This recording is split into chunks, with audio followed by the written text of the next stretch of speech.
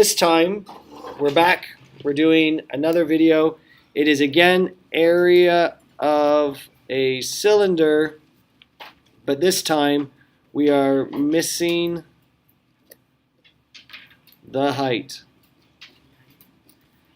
So I'm going to give you the area.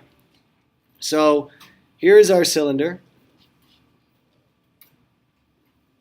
And the information I was given is that the area is 23,400 centimeters squared. And I know that the diameter is 52 centimeters. We don't know the height. So we don't know what the height is. So we need to do some figuring out. So first thing is first, I'm going to do area equals 2 pi r squared plus pi times diameter times height. So there's my formula. So now I'm going to plug a bunch of this stuff in. So I'm going to do 23400 equals, right? Does that make sense? Why? So because we're given the area. So I've plugged area already into the question.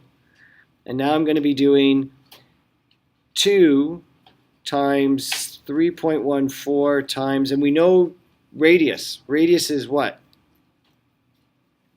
26.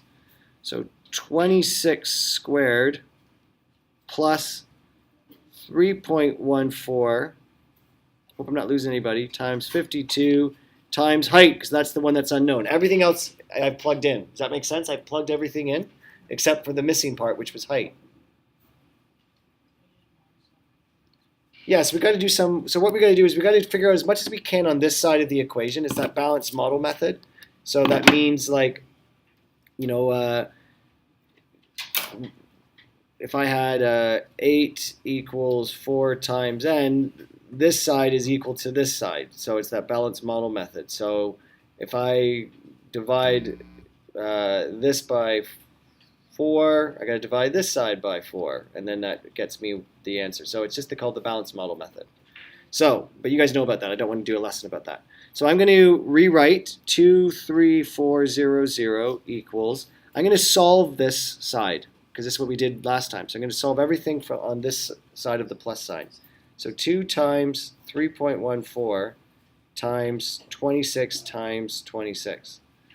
So I get 4,245.28 on that side of the plus sign. So far, so good? And then on this side of the plus sign, we have a missing piece. But let's see what I can do. I got 3.14 times 52 equals, so I have 163.28 times height. So that's what I have on this side of the equation. So that's kind of, so there's a bit of a mystery there. So what do we do? Well, I can show you I think I showed you guys this yesterday, but this was something that will help us, because what we have is, we're used to this. We're used to 8 equals 4 times n. We're used to just doing, 4 times 2, or sorry, let me make this n, sorry. 4 times blank equals 8. 8 divided by 4 equals n. So we're used to stuff like that. We're also used to stuff like this, where if I have 24 equals, remember this one? 2 times 4 times n. We're used to solving this one as well, because we would just simply do this, right? We would do 8, solve that part, times n. And then from here, we can simply do, if 8 times n equals 24, 24 divided by 8 equals n. But I want you guys to see something. Here, there's another way of looking at that. To get rid of that 8, notice that the 8 is beside a times symbol. I think I did this yesterday, but I'm repeating it. This 8 is beside a times symbol. So to get rid of the 8, when that 8 is beside a times symbol, to get rid of that 8, I divide it by 8. And then I could do that on this side. So now I end up with 3 equals n. If it was 12 equals 4 plus n, what's the opposite of plus? Subtraction. So here I would subtract 4, and here subtract 4, and then I end up with 8 equals n. So in this particular case, did I lose you there? So in this particular example, let me show you, what if I had a question like this, and I did this yesterday, I think. 24 equals 12 plus 4 times n. BEDMAS says that these two are glued together. Do you guys agree? Do you know what I mean? These come first. So I can get rid of that.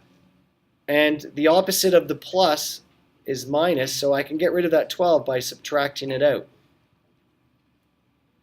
So it's like a balanced model method, right? Do you remember we talked about this last year? If I had a scale, if I have 1, 1, and an x, and then I have 1, 1, 1, 1, to figure out what x is, if I take away that one and that one, I have to take away that one and that one on that side of the equation, and now I know that x actually is the equivalent of 2 of these.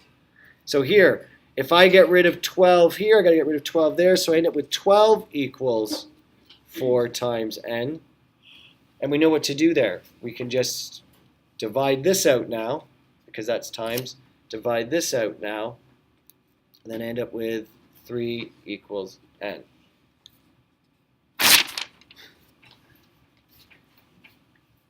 So let's figure this out. 23,400 equals 4,245.28. There's a plus sign there. How can I get rid of this guy? What do I need to do? Subtract it out. So I'm going to subtract 4245.28 on this side of the equation. So I'm going to do the same on this side of the equation. Subtract 4245.28. So on the calculator, 23400 take away 4245.28 equals, so now I have 19,154.72 equals 163.28 times h. And now we know what to do.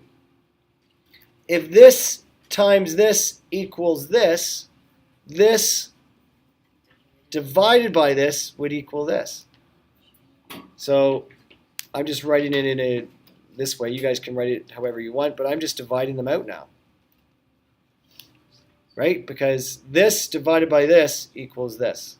So I'm just going to divide 19,154.72 divided by 163.28, and I end up getting 117.31 equals height. So therefore, height is 117.31 centimeters.